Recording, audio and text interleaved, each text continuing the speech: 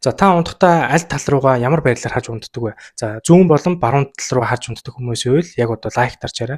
За баруун тал руугаа хаж унтвал яг энэ доор зурган дээр харагдж байгаачлан за хотоод нь байгаа агуулгатгуун за хотоодны шүүрэл маань тэр одоо дээшээгээ буюу те улаан хоолой сөргөө за цээж гашуун өргөлтийн зөвөрийг бий болгоод их тавган унтахад хүрэгдэг байхан. За харин зүүн тишгээ буюу зүрхэн талынхаа гарын тал руугаа харж унтах юм бол их ач тустай.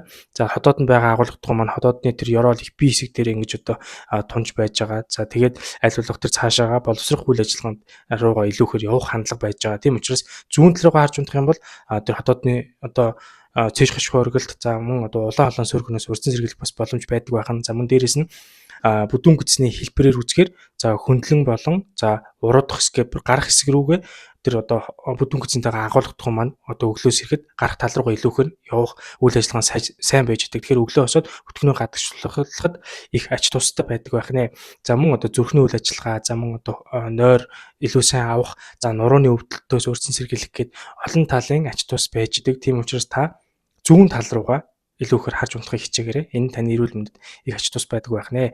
За нэг зүйлийг хэлэхэд та YouTube сувг буюу доктор Өнрөө сувг руу ороод subscribe дарчаарай. За энэ дээр нарийн медицины эмчнэртэй ярилцж байгаа маш чухал зөвлөгөөнүүд орж байгаа шүү. Тэгэхээр та ороод subscribe дарахаа бити мартаарай.